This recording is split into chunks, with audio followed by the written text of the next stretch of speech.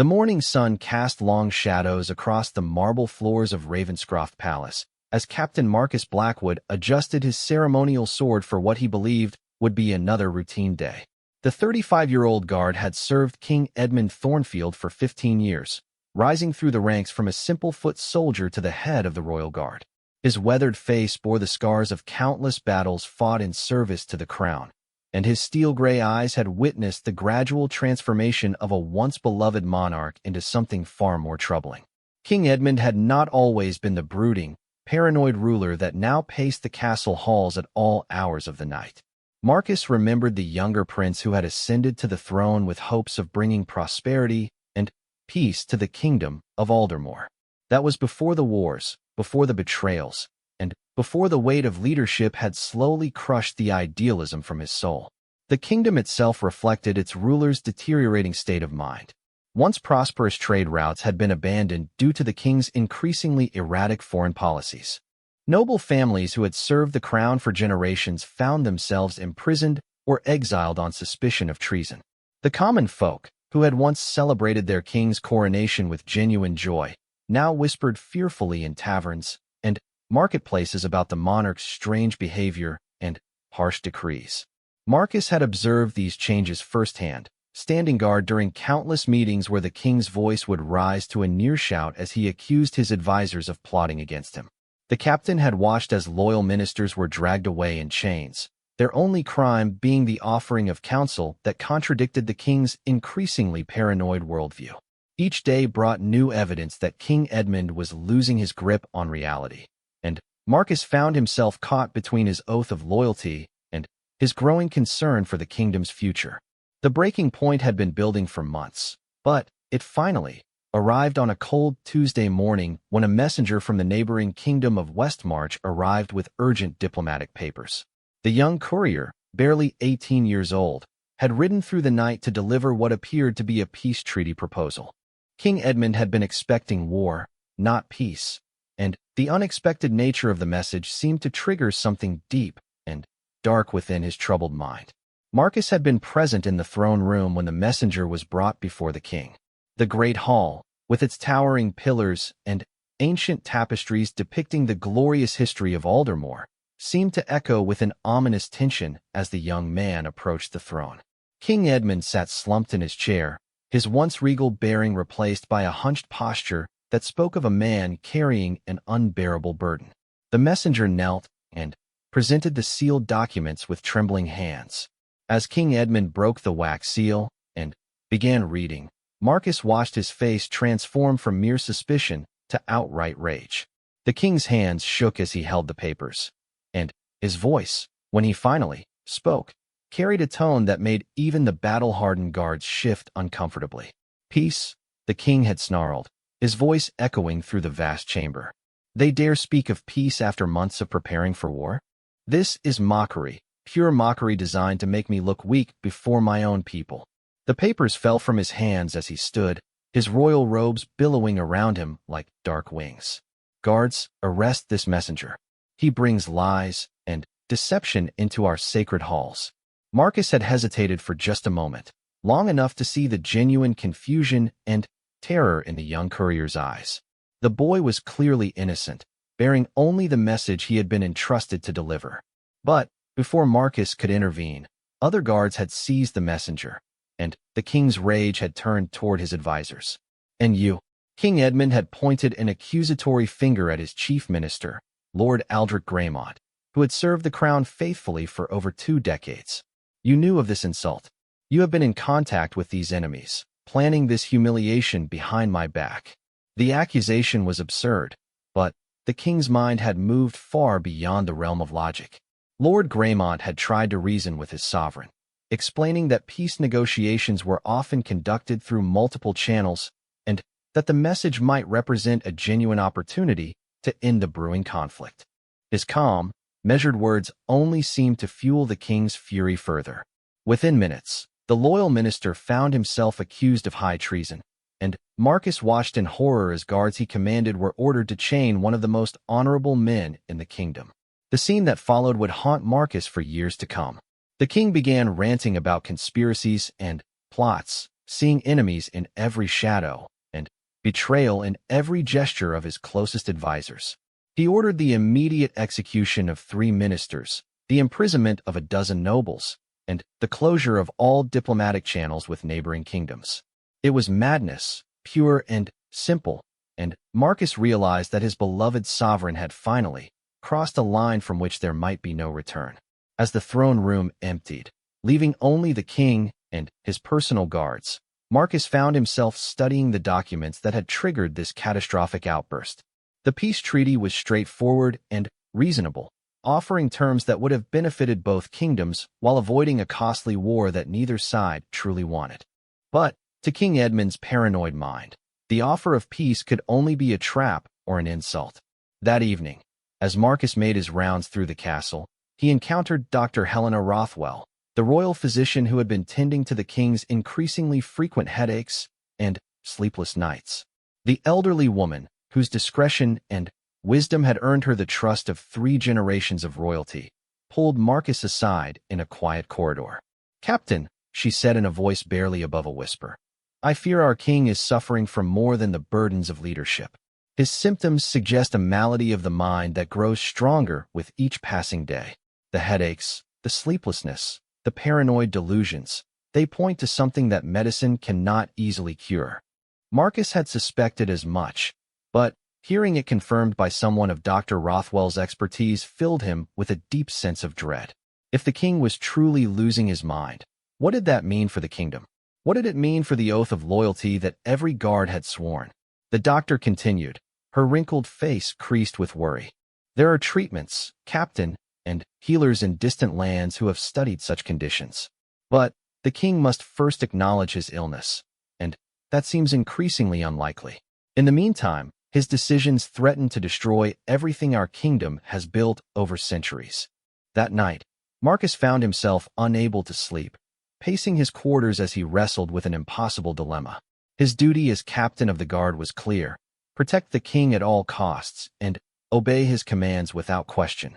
But what happened when those commands threatened to destroy the very kingdom the king was supposed to protect? What happened when loyalty to the man conflicted with loyalty to the crown and the people it represented? As dawn approached, Marcus made a decision that would change the course of his life forever. He would find a way to get those critical peace treaty papers to someone who could act on them, even if it meant defying direct orders from his king. The kingdom's survival might depend on it, and sometimes true loyalty required the courage to act against immediate commands in service of a greater good. The first step would be identifying who could be trusted with such sensitive information. Lord Greymont was imprisoned, but his daughter Lady Catherine had inherited her father's diplomatic skills and maintained contacts throughout the kingdom and beyond. Sir Thomas Hartwell, the king's younger brother, had been quietly expressing concerns about Edmund's mental state to trusted allies. There were still people who could act rationally, even as the king's madness threatened to consume everything around him. Marcus began to formulate a plan that would require careful timing, absolute discretion, and a willingness to risk everything he had worked for throughout his career. The papers had to be delivered, the kingdom had to be saved, and somehow he had to find a way to help his king recover from whatever darkness had claimed his mind. It would be the most dangerous mission of his life, not because of external enemies, but because the greatest threat now came from within the very walls he had sworn to defend.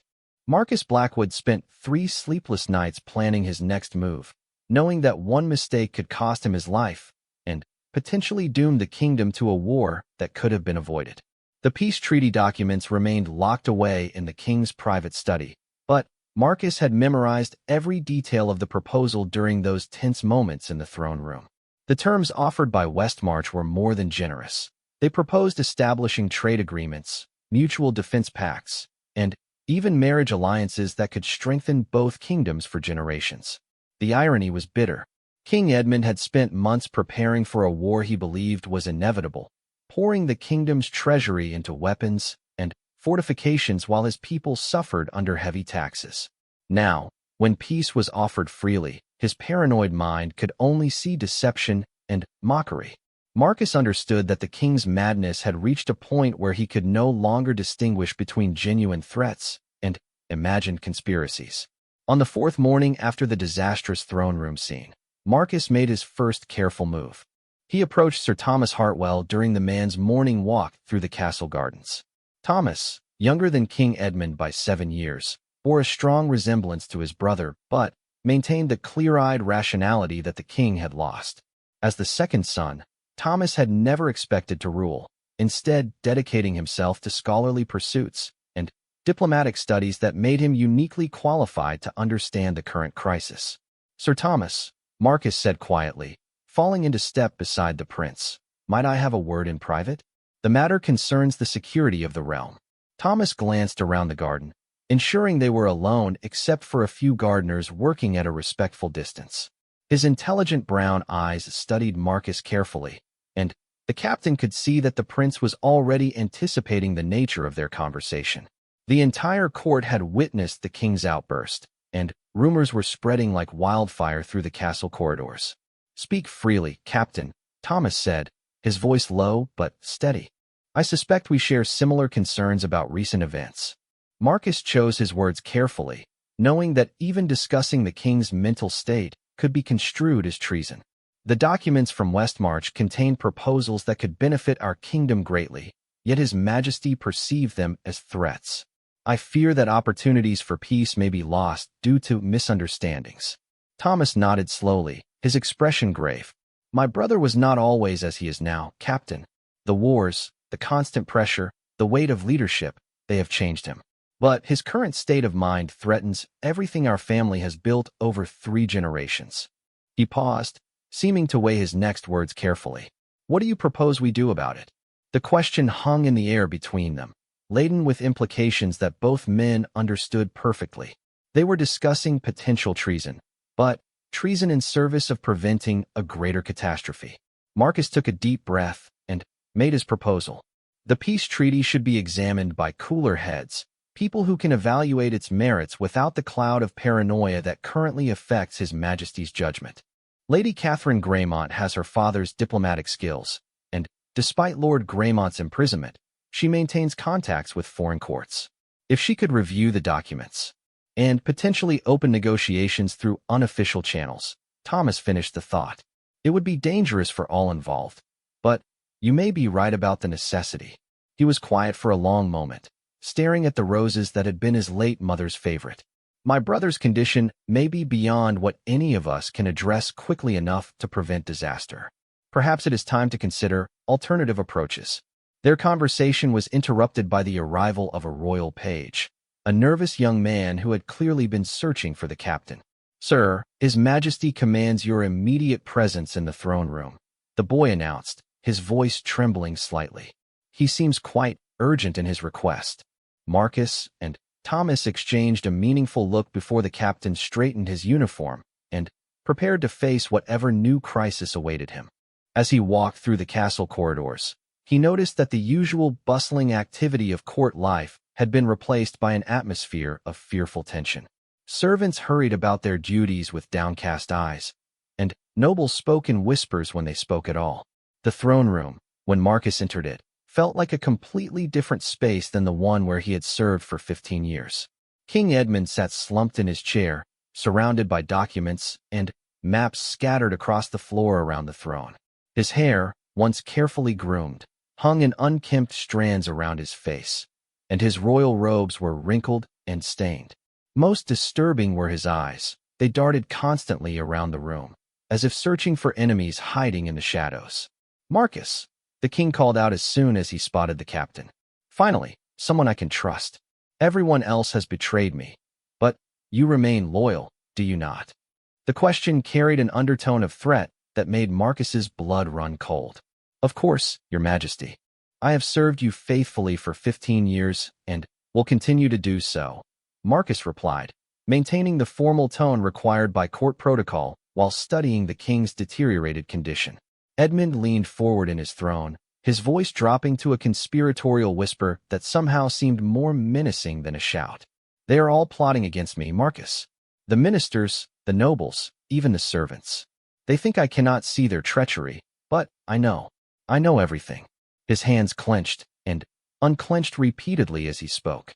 "That messenger yesterday," He was not delivering peace terms. It was a coded message, instructions for my enemies within these very walls.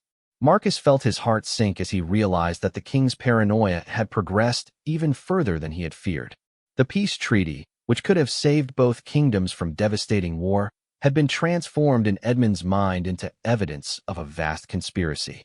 Any attempt to reason with the king would likely be seen as proof of Marcus's own treachery. "What would you have me do, your majesty?"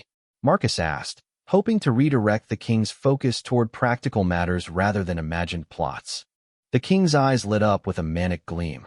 "I want you to investigate everyone, Marcus. Everyone who has had contact with that messenger or access to those lying documents. Find the conspirators, arrest them, and bring them before me for questioning. Trust no one except yourself. Even my own brother may be involved." The command presented Marcus with an impossible dilemma.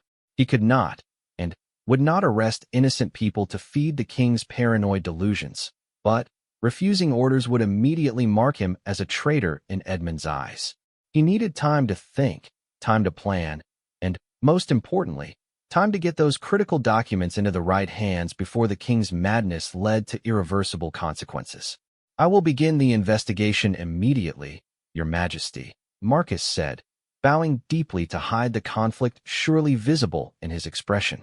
However, such a thorough inquiry will require time and careful planning to ensure no conspirator escapes justice. The king nodded eagerly, seemingly pleased that someone was finally taking his concerns seriously. Yes, be thorough. Leave no stone unturned." "But, Marcus," his voice became deadly serious, "tell no one of this investigation. The conspirators must not be warned of our vigilance." As Marcus left the throne room, he realized that the king's command for secrecy might actually provide the cover he needed for his own covert mission. If he was supposedly investigating conspiracies, he would have legitimate reasons to move freely throughout the castle and meet with various nobles and officials. The irony was not lost on him. He would use the king's paranoid delusions as cover for what the king would certainly consider the ultimate act of betrayal. His first stop was the castle's archive, where the original peace treaty documents were kept under heavy guard. Marcus's position as captain of the guard gave him access to most areas of the castle, but retrieving those papers would require careful planning and perhaps the assistance of someone with legitimate access to diplomatic records. Lady Catherine Greymont had been granted permission to visit her imprisoned father once daily, and her route to the prison tower took her past the archive chamber. If Marcus could intercept her during one of these visits, he might be able to arrange for the documents to be copied without arousing suspicion. Catherine was young, perhaps 25 years old, but she had inherited her father's sharp intellect and diplomatic training. The next morning, Marcus positioned himself along Catherine's usual route, disguising his presence as a routine security inspection. When she appeared, dressed in the plain black mourning clothes she had worn since her father's arrest, Marcus stepped forward and bowed respectfully. "Lady Catherine, might I escort you to see Lord Greymont? The corridors can be dangerous these days, and His Majesty has ordered increased security measures." The explanation was thin, but it provided an excuse for private conversation. Catherine studied him with intelligent green eyes that reminded Marcus of her father's penetrating gaze. "I would welcome the escort, Captain Blackwood," she said carefully. "These are indeed dangerous times for all who serve the crown faithfully." As they walked, Marcus spoke in low tones, choosing each word with extreme care. "Your father was examining certain diplomatic documents before his arrest, documents that might still hold value for the kingdom's future despite recent misunderstandings." Catherine's step faltered almost imperceptibly, but she maintained her composure. "My father was always devoted to the kingdom's welfare above all else," she replied. "I am certain he would want his work to continue, even in his absence." The coded conversation continued as they approached the prison tower, with both participants understanding the dangerous game they were playing. By the time they reached Lord Greymont's cell, they had established the framework for a plan that could save the peace negotiations while protecting themselves from accusations of treason. The real work would begin that evening, when the castle settled into its nightly routine and the cover of darkness could hide their activities. Marcus knew they would only have one chance to succeed, and failure would mean not just their own deaths, but the potential destruction of everything they sought to protect. The evening shadows grew long across Ravenscroft Palace as Marcus Blackwood prepared for the most dangerous mission of his career. He had spent the afternoon carefully observing guard rotations, noting which sentries could be trusted and which might report unusual activities to the king. The paranoia that gripped King Edmund had begun to infect the entire castle, creating an atmosphere where loyalty was constantly questioned and suspicion ran rampant through the corridors. Lady Catherine Greymont had proven to be an invaluable ally, her diplomatic training and intimate knowledge of court protocols making her the perfect partner for their covert operation. During their earlier conversation, she had revealed that she possessed detailed maps of the castle's secret passages, knowledge passed down through generations of nobles who had served in various capacities over the centuries. These hidden routes, originally designed for emergency evacuations during sieges, would allow them to move through the castle without being detected by regular guards. As the clock in the Great Hall chimed 11 times, Marcus made his way to the predetermined meeting point, a small chapel dedicated to St. Aldrich, the patron saint of just causes. The irony of meeting in a place dedicated to justice was not lost on either conspirator, as they prepared to commit what could technically be considered treason in order to serve a greater justice. Catherine was already waiting when Marcus arrived, dressed in dark clothes that would help her blend into the shadows. She carried a leather satchel containing parchment, ink, and sealing wax, everything needed to create convincing copies of the peace treaty documents. Her face was pale but determined, and Marcus could see that she understood the gravity of their situation as clearly as he did. The guards changed shifts in 20 minutes. Marcus whispered as he checked the chapel entrance one final time. That will give us a window to reach the archive chamber without being observed. Are you certain you can access the diplomatic seal? Catherine nodded, producing a small silver key from beneath her cloak. My father entrusted this to me years ago, along with instructions for its use in emergencies. I believe this qualifies as such an emergency. Her voice was steady, but Marcus could detect the underlying tension that came with committing acts that could result in execution for treason. They moved through the castle's secret passages with practiced silence, Catherine leading the way through narrow corridors that Marcus had never known existed despite his 15 years of service.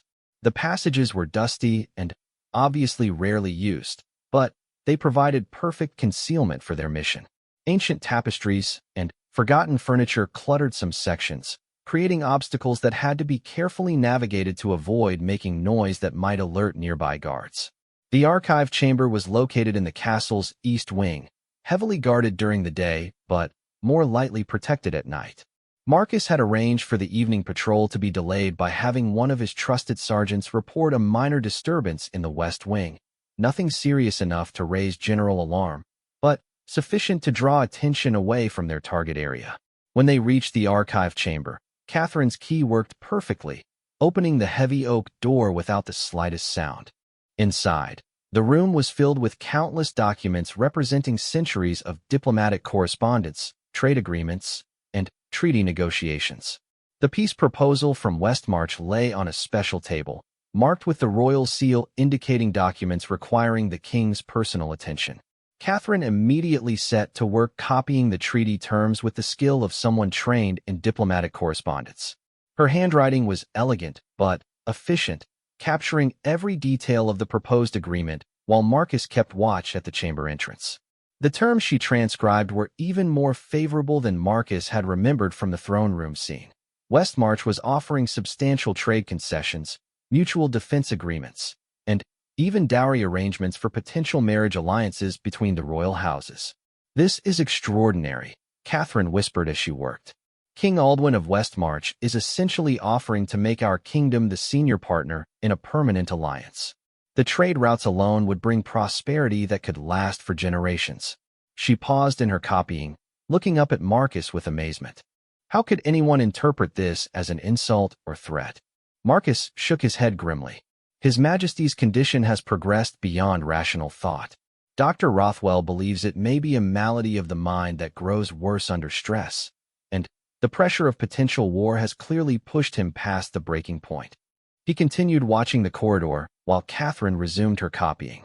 The question now is what we do with these documents once you finish.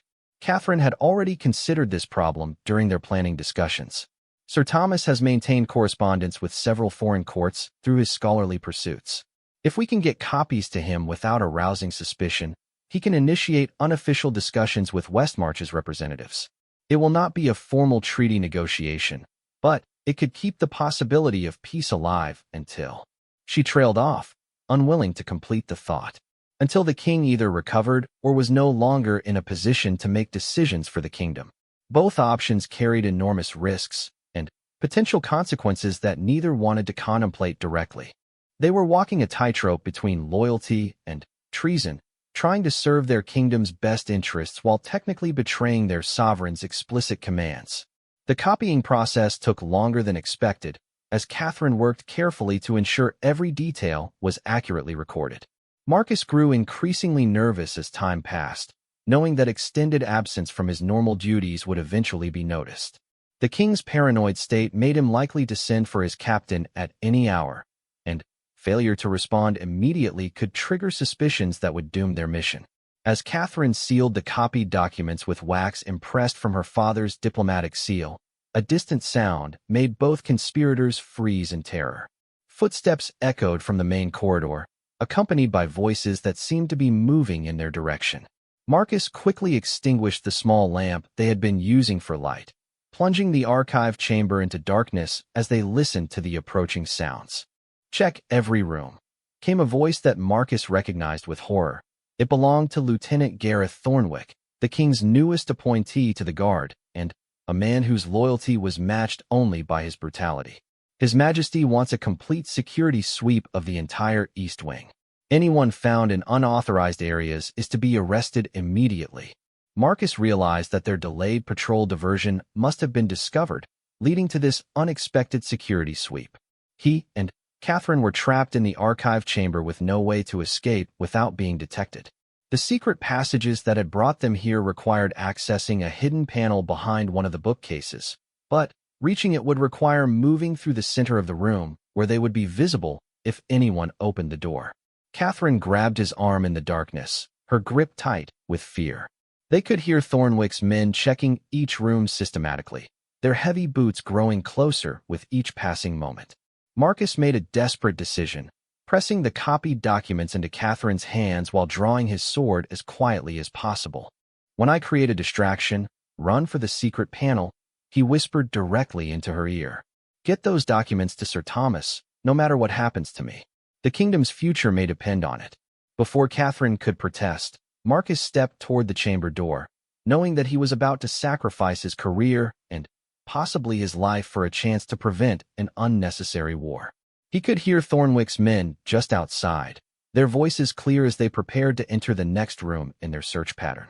Marcus threw open the archive chamber door and stepped into the corridor, his drawn sword reflecting the torchlight carried by the surprised guards.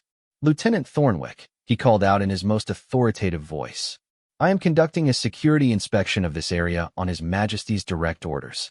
Your presence here is interfering with my investigation." The lie was bold and desperate, but Marcus hoped that his rank and reputation would buy enough time for Catherine to escape. Thornwick approached with suspicion evident in his narrow eyes, clearly wondering why the captain of the guard would be conducting nighttime inspections without informing other security personnel. "Captain Blackwood," Thornwick replied with barely concealed hostility, "I was not informed of any special investigations in this area. Perhaps you could show me the written orders authorizing your presence here." Marcus knew he had no such orders, and that his deception would be exposed within moments. Behind him, he could hear the faint sound of the secret panel opening as Catherine made her escape. At least she would get away with the documents, even if his own situation was becoming increasingly hopeless. "The orders came directly from His Majesty during a private audience," Marcus said, maintaining his authoritative tone despite knowing that Thornwick would likely verify this claim immediately. The nature of the investigation requires absolute secrecy, which is why other personnel were not informed. Thornwick's suspicious expression deepened, and Marcus could see that the lieutenant was not buying his explanation. The younger man had risen quickly in the ranks by demonstrating unwavering loyalty to the king's increasingly paranoid commands, and He would not hesitate to arrest even the captain of the guard if he suspected treasonous activity. Perhaps we should return to His Majesty together, Thornwick suggested with false courtesy. I am certain he will want to clarify the scope of your investigation and coordinate it with my security sweep. Marcus realized that his time was running out. Catherine had presumably escaped with the documents, but he was about to face the king's wrath with no plausible explanation for his nighttime activities. The next few hours would determine not only his own fate, but whether their desperate gamble to save the peace negotiations had any chance of success. The confrontation between Marcus Blackwood and Lieutenant Thornwick lasted only moments before both men were summoned to King Edmund's private chambers. The monarch had apparently been unable to sleep once again, and his nocturnal wanderings had led him to discover the security sweep in progress. When informed that his captain of the guard had been found conducting unauthorized activities, the king's paranoid mind immediately began constructing elaborate conspiracy theories that would doom Marcus regardless of any explanation he might offer. Marcus found himself standing before King Edmund in a chamber that reflected the monarch's deteriorating mental state. Books and documents were scattered everywhere, maps covered with frantic notations hung askew on the walls, and the king himself paced back and forth like a caged animal.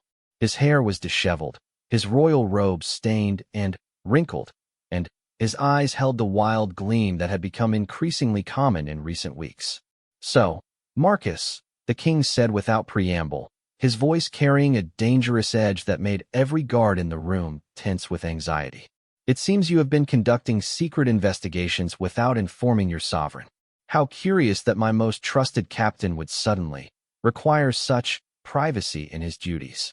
Marcus knew that any explanation he offered would be twisted by the king's paranoid mindset, but he had to try to salvage the situation. "Your Majesty, I was following up on your earlier orders to investigate potential conspiracies within the castle. I believe discretion was essential to avoid alerting any traitors to our vigilance." The king stopped pacing and fixed Marcus with a stare that seemed to burn with internal fire. "Ah, yes, the investigation I ordered. And what, pray tell, have you discovered during your secretive nighttime activities? Have you uncovered the conspirators who seek to undermine my reign?" The question was clearly a trap, and Marcus realized that the king was no longer capable of distinguishing between genuine loyalty and imagined betrayal. Any answer he gave would be interpreted as evidence of treason, whether he claimed to have found conspirators or denied their existence. The paranoia that gripped Edmund's mind had created a closed system where every event confirmed his pre-existing beliefs about enemies and plots. "I have found evidence that requires further investigation before any conclusions can be drawn," Marcus said carefully, hoping to buy time while avoiding specific claims that could be immediately contradicted. King Edmund's face contorted with rage, and he began shouting with a fury that echoed through the chamber. "Evidence that requires further investigation? You speak to me in riddles and evasions, just like all the others who have betrayed me. You have been corrupted, Marcus. The conspirators have turned even you against your rightful king." The accusation hung in the air like a death sentence, and Marcus could see his fate reflected in the hostile faces of the guards surrounding him. These men had served under his command for years, but their loyalty to the crown superseded any personal relationships. If King Edmund declared him a traitor, they would arrest him without hesitation, regardless of their past respect for his leadership. Lieutenant Thornwick stepped forward with obvious satisfaction, clearly pleased to witness the downfall of a superior officer.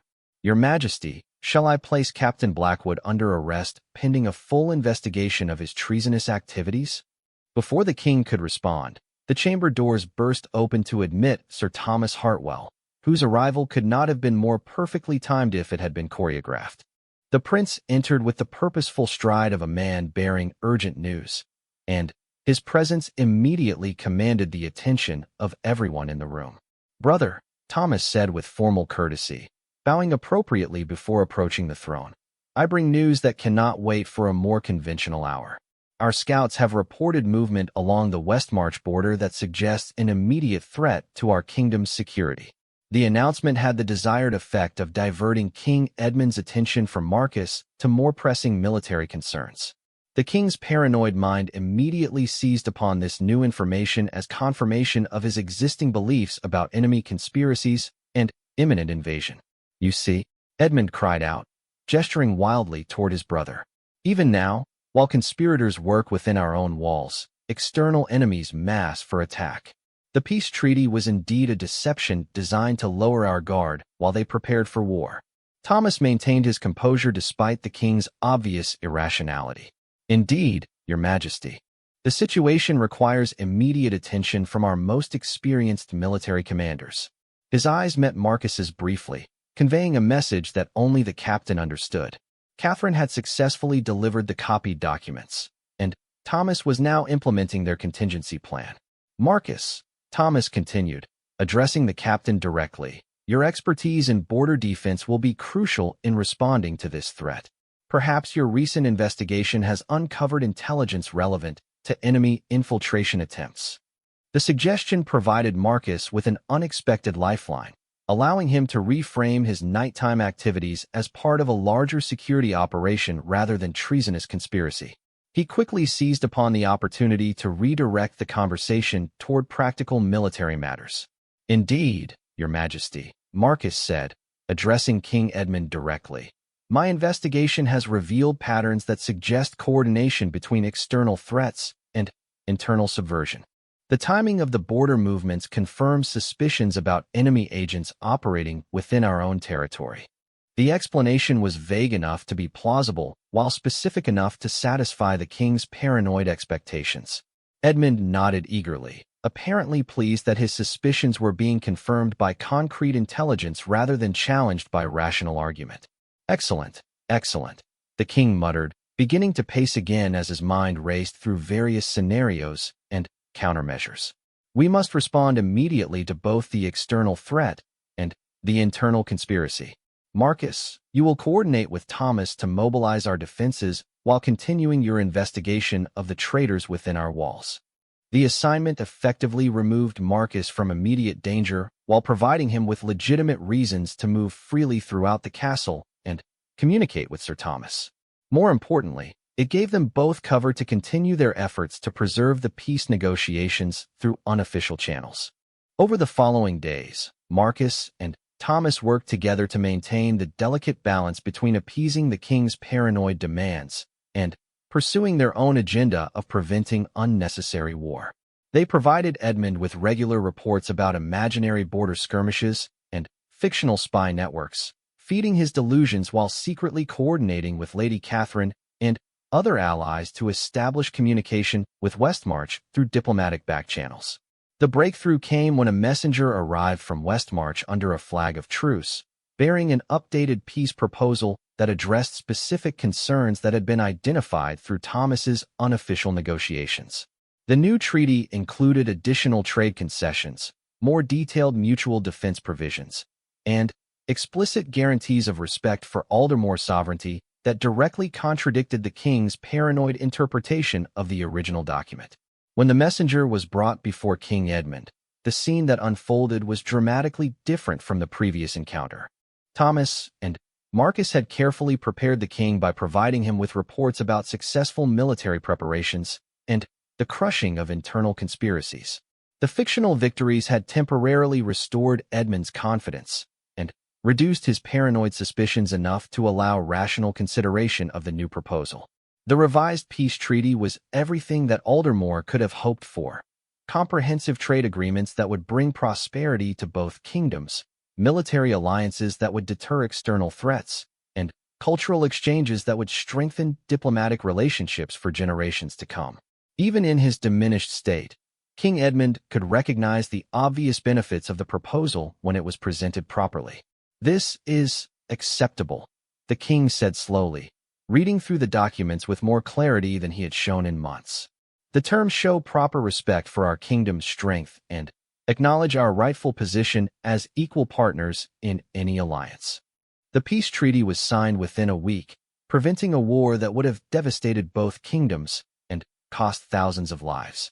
The crisis had been resolved, but at enormous personal cost to everyone involved. Marcus had risked his career and his life. Thomas had committed technical treason against his own brother, and Catherine had sacrificed her father's freedom for the greater good of preventing catastrophic conflict.